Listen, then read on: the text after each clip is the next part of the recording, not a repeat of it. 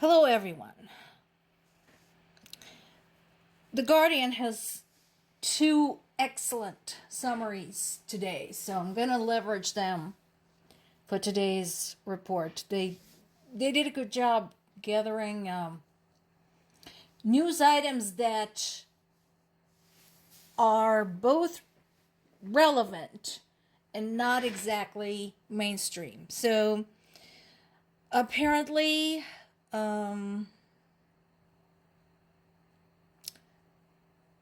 bankers are starting to speak up about the state of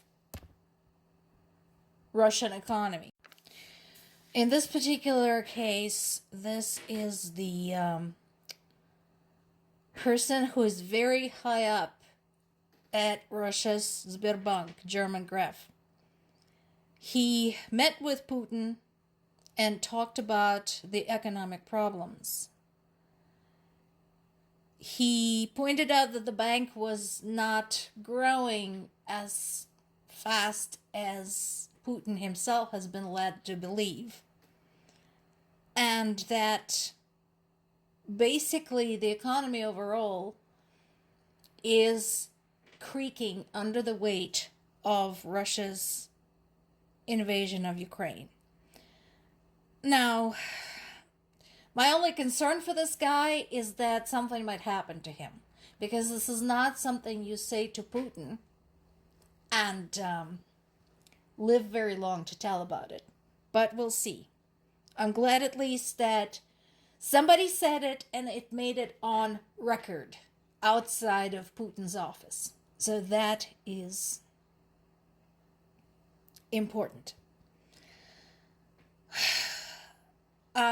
Some grave news from my native Zaporizhia region, and there's now a confirmation from Ukraine's top military commander, General Syrsky, that things are going badly in parts of the region.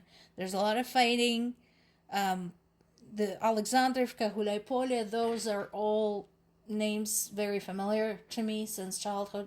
I know where that is, and it's way too close for comfort. Romania once again found pieces of drones on its territory near the southeastern border. This is after Russia had struck Ukrainian river ports on the Danube. So, my question again, folks, NATO members, EU members, all of you, are you sick of it yet? These are attacks on you. These are acts of intimidation against you. Why do you think Russians are firing that close to the border? They know the shit's gonna fly over. They're just testing you. They're playing with you, manipulating you. Aren't you sick of it? And, speaking of playing with you and manipulating with you, Lavrov said that Moscow was ready to discuss accusations about the nuclear tests. It's bullshit. It's just going to be a bunch of words. Nothing is going to be resolved. Russia will keep doing what it's doing. I can predict that without even having to look at the agenda.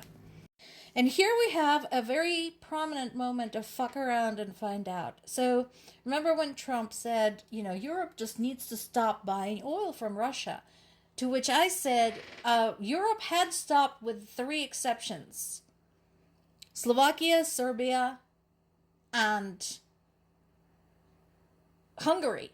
And Hungary just got a year-long dispensation to keep buying Russian oil based on their bullshit story that they can't get it anywhere. It's not that they can't, it's that they won't. So, now Serbia is finding out what it's like to be Russia's friend, because Russia is considering pulling out from the key Serbian oil company, NIS, which is now facing US sanctions because they collaborate with Russia's Gazprom. See what happens to you when you hang out with people who invade their neighbors? Yeah, this is what happens. And if you think, Serbia, for 1 second, that Russia is going to do something, support you, try to, prop you up. No. Not going to happen.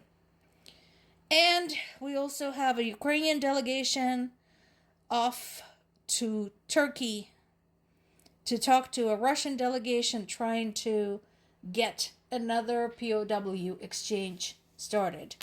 That process has been stuck for a while.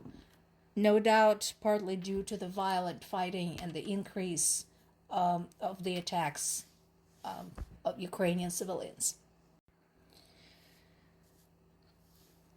In the first such case to go to trial and actually go the full process, trial to deliberation to sentencing, the Ukrainian court jailed a Russian soldier for killing a POW. The trial took place in my native city of Zaporizhia. The soldier in question is Dmitry Kurashov, 27 years of age. He was found guilty of shooting dead Vitaly Khodnyuk, a Ukrainian soldier who was surrendering to him in January 2024, when his dugout was captured by the Russian forces. So it's difficult to celebrate this because it's just such a tiny sliver of justice, considering all of the people killed, all of the atrocities committed. But it's something. We'll take it. And the fact that the trial is being publicized is a good thing.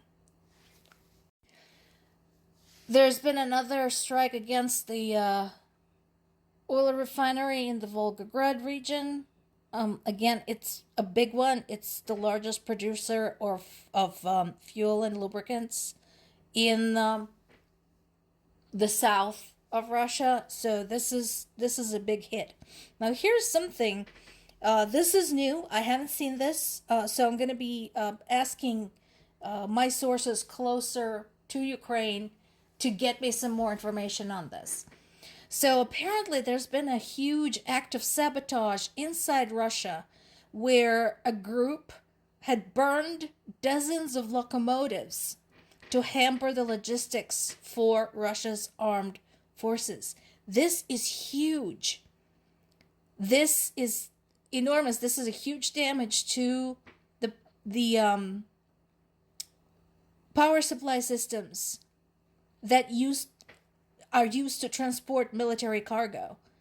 So I'm hoping to find out more about this, because whoever did this is insanely brave and insanely brilliant and just plain insane.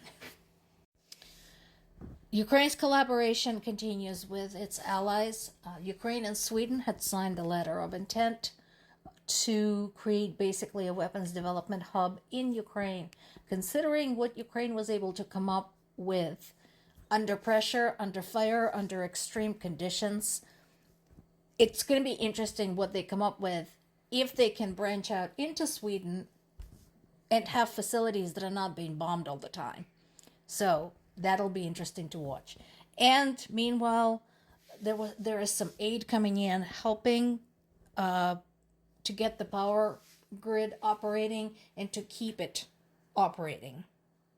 So there's a lot of work going on with power engineers, with the repair brigades, with the emergency services, and any help from our allies is greatly appreciated.